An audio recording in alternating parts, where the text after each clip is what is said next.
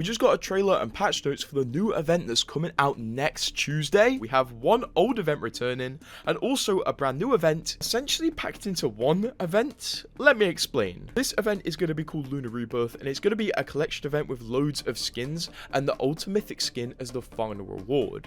And at the same time this event's going to be active, also the Final Fantasy event from last year is going to be active at the exact same time, essentially making a milestone event and a collection event run parallel to each other. This event is bringing content, but it's not as new as you might expect. Let's start with a trailer. So from the start of the trailer, we can see Rift Relics are going to be a big part of this update because materia from the first Final Fantasy event is active again and it drops from Rift Relics. If you're not aware, materia are essentially hop-ups that apply to pretty much every single gun in the game, like hop-ups that give you crits, hop-ups that siphon health, and much more. And also the Buster Sword melee weapon is back. I'm definitely logging on to play with this thing. It's a lot of fun. And it seems the Buster Sword isn't going to be in the Rift Relics like was suggested by this challenge page, but it's going to spawn like it did when it came out last time.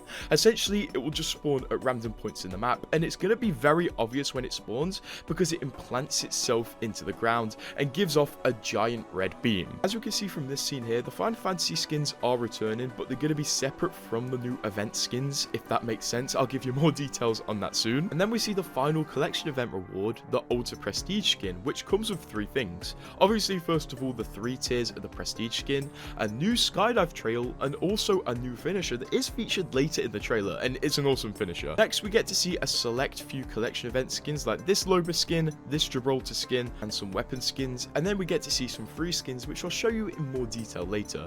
But the Alta and R99 for free do look pretty solid. Here we get a good overlook of all the skins, which I'll show you in more detail, and then Respawn basically reveal how this event is going to work. So at the same time the Lunar Collection event is active, the Final Fantasy Rebirth cosmetics do return, including the Buster Sword. So they're essentially putting this back into the game in a separate tab. And then finally at the end we get to see the Ultra Prestige skin finisher. It looks solid and it looks quite brutal, which is kind of what you want with the finishes in these. You want to embarrass people with them. I'm glad to see a collection event instead of a milestone event, even though it is bundled with a milestone event, I guess. On to the patch notes though, the official changes of this update. So first of all, Respawn do announce a few things regarding the Final Fantasy milestone event returning. If you already own items from this event, they will already count towards your milestone progress, which is pretty solid. So if you partially bought this event a year ago, it will return with the progress from a year ago. Personally, I didn't buy anything, I just opened the free packs, so I'm not going to participate in this at all. And if you're not happy with the state of the game, I don't think you should. And a good thing, Respawn do say 6 of the iconic skins, aka the legend skins, will be available in the store for direct purchase, so you don't have to gamble for them. For the actual prestige skin part of this event, Respawn say earn rewards in the new Lunar Rebirth reward track and collect 24 event cosmetics as you work towards Alta's Void Snake Prestige skin, complete with 3 tiers, a skydive trail, and a finisher. Respawn give us a better look at these cosmetics down below, and I must say, this Revenant skin is one that is fantastic. Respawn always did cook with Revenant skins, so I'm glad now he's been quote-unquote reborn. They still do really good skins for him. We also get to see the Gibby skin, the ballistic skin is very nice, the Loba skin, which we've already seen, and then also the Vantage skin, I'm not sure what I think of this one, and the Valkyrie skin. I'm a big fan of this.